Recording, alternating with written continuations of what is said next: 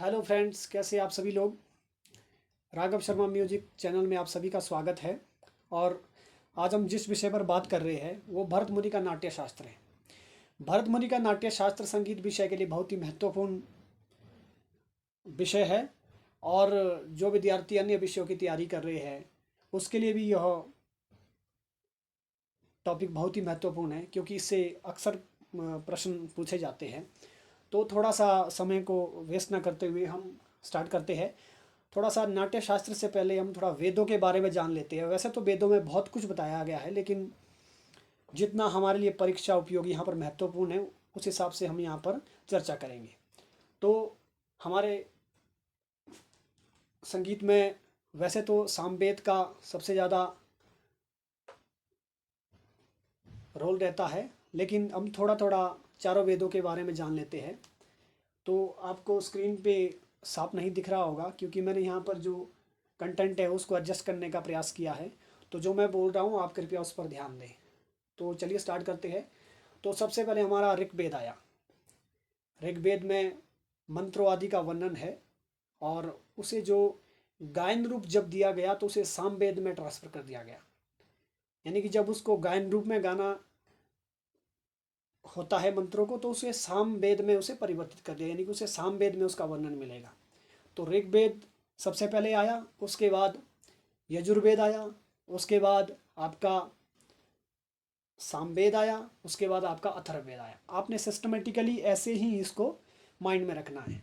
ऐसा नहीं कि पहले अथर्ववेद आया, फिर सामवेद आया, फिर ऋग्वेद आया, फिर यजुर्वेद आया। नहीं, सबसे पहले ऋग्वेद आया, उसके बाद यजुर्वेद आया, उसके बाद सामवेद आया, उसके बाद अथर्ववेद आया। अब थोड़ा थोड़ा इसमें जान लेते हैं कि इसमें क्या क्या दिया गया, इन वेदों में क्या क्या दिया गया है।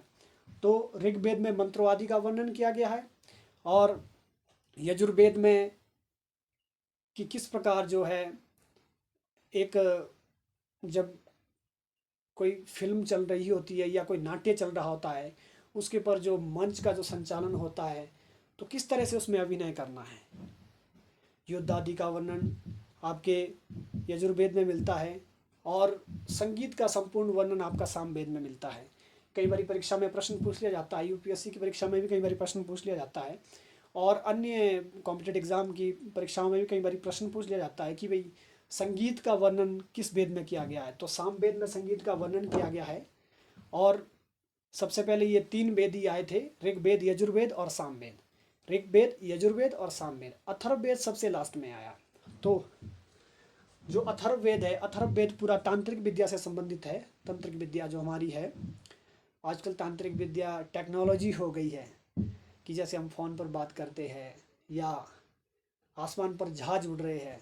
तो जब किसी बुद्धिमान व्यक्ति ने देखा कि ये पक्षी किस प्रकार आसमान में उड़ रहे हैं, तो उसने विजुअलाइज किया, अनुभव किया कि क्यों ना हम इस प्रकार का एक यंत्र बना दें जिसमें कि जाने के लिए, यातायात के लिए कम समय भी लगे, और जब कभी ऐसी आपत्तिजनक स्थिति हो जहाँ जल्दी पहुँचना हो तो उसके लिए एक विमान का निर्माण किया गया। ठीक है। तो हमारा पूरा अथर्ववेद तांत्रिक विद्या से संबंधित है। जैसे जादू टोना आदि किसी पर करते हैं, जैसे हम आज भी बोलते हैं कि मंत्रों में शक्ति है, तो ये बिल्कुल बात माननीय है कि मंत्रों में बिल्कुल शक्ति है, लेकिन अब वो टेक्नोलॉजी में ट्रांसफ़र हो गया है, उसका परिवर्तन टेक्नोलॉजी में हो गया है। तो अब मंत्रों में उतनी शक्ति तांत्रिक नहीं कह सकते, लेकिन ये कि मंत्रों में अब भी शक्ति है, जो इसका गहन रूप से अध्ययन और शिक्षा ग्रहण करते हैं और उसे इसकी साधना संपूर्ण करते हैं। तो ये हमारे चार वेदों में थोड़ा थोड़ा इसमें वर्णन था। आई होप कि आपको समझ आ गया होगा।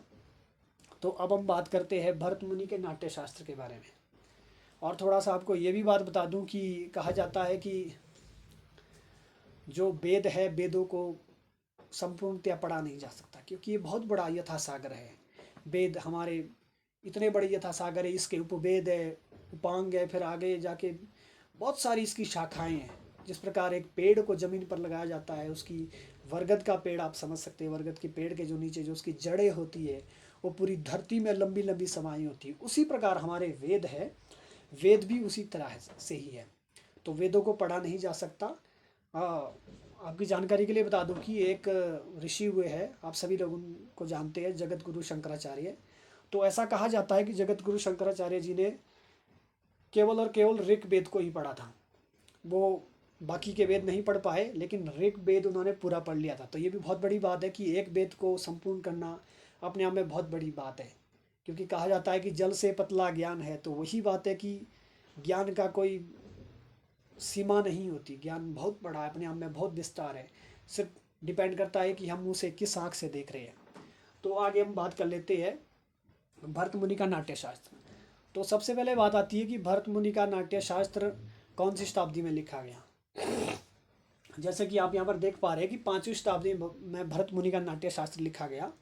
और अगर हम इसकी अन्य तिथि के बारे में बात करें, इसकी अन्य तिथि यहाँ पर इसलिए महत्वपूर्ण है कि कई बार परीक्षा में जो है 5वीं शताब्दी ना देकर 200 ईसा पूर्व और 400 ईसा पूर्व भी दे देता है।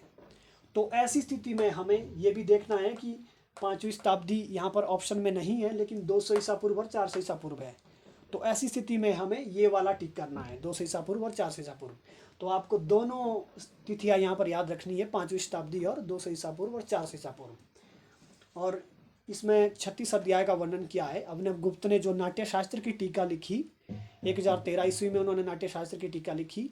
तो उन्होंने भरत मुनि के नाट्य शास्त्र में 36 अध्याय माने हैं,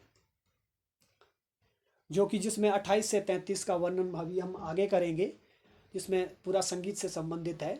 तो हम सीक्वेंस वाइज आगे चलेंगे।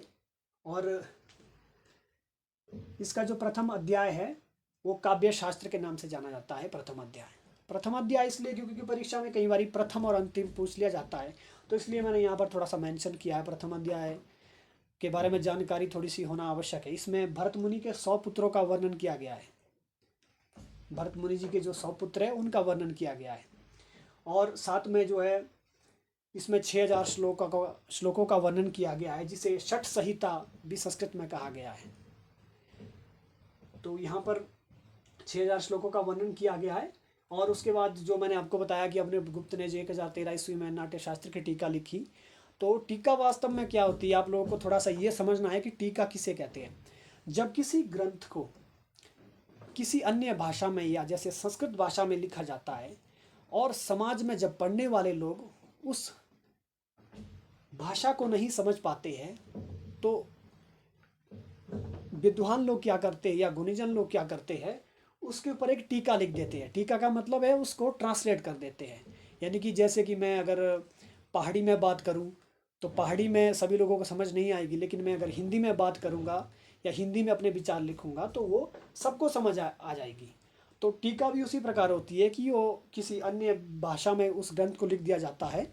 और जब समाज में ये समस्या आती कि लोगों को समझ नहीं आ रही थी, तो उसमें क्या किया जाता है, उसके परिवर्तित करके उसे अलग भाषा में ट्रांसलेट कर दिया जाता है।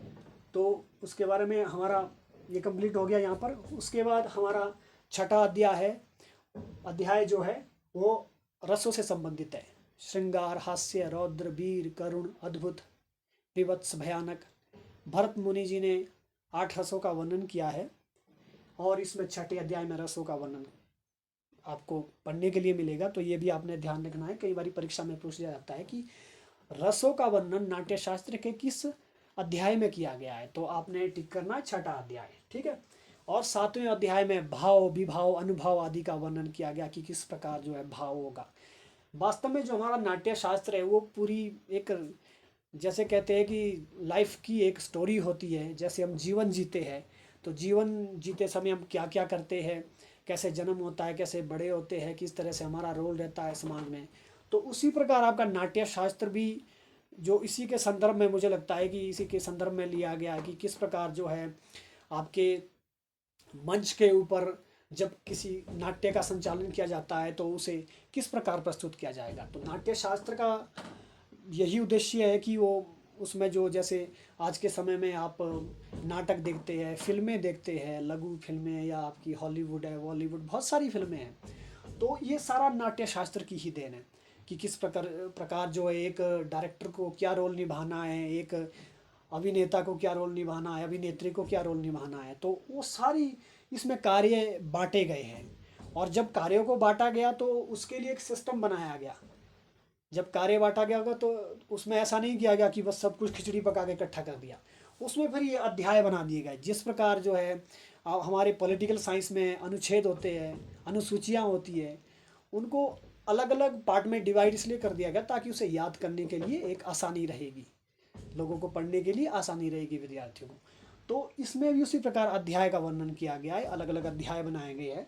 तो 7वां अध्याय आपका भाव विभाव अनुभाव व्यभिचारी भाव सात्विक भाव आदि का वर्णन इसमें किया गया है। उसके बाद हमारा आता है 17वां अध्याय। 17वां अध्याय में क्या है, भाषा लक्षण और उनके नियम तथा काकू स्वरूप का वर्णन, कि जो भाषा लक्षण उनके नियम तथा काकू स्वरूप का वर्णन। यानी कि काकू क्या है, आपने थोड़ा सा ये समझना है कि काकू कहते किसे। जब हम किसी भाषा को परिवर्तित कर देते हैं, परिवर्तित माने किस तरह से, सांगीतिक रूप में परिवर्तित कर देते हैं, यानी कि उसकी ध्वनियांत्रिक रूप में उसको परिवर्तित कर देते हैं, तो उसे काकू कहते हैं। काकू का मतलब है जैसे कि वेस्टर्न में गाते हैं आदि, इस तरह से आप कुछ भी मतलब बोल दो, या उसको जैसे वेस्टर्नाइजेशन करने, तो उस तरह से आप कुछ भी उसको परिवर्तित करके, या ओपेरा सिंगिंग होती है, यानी कि उसकी लैंग्वेज चेंज कर दी आपने, तो आपने भाषा लक्षण और उनके नियमों का काकू आदि का वर्णन किया गया। 6 प्रकार के काकू माने गए हैं, जिसका मैं अलग से आपको एक वीडियो बनाऊंगा, तो उसमें विस्तार से वर्णन करेंगे कि काकू कौन कौन से हैं 6 प्रकार के। और उसके बाद हमारा आता है 19वां अध्याय। 19वें अध्याय में स्वरों का रसों में विनियोग, 3 स्थान काकू अलंकार आदि का वर्णन किया गया है।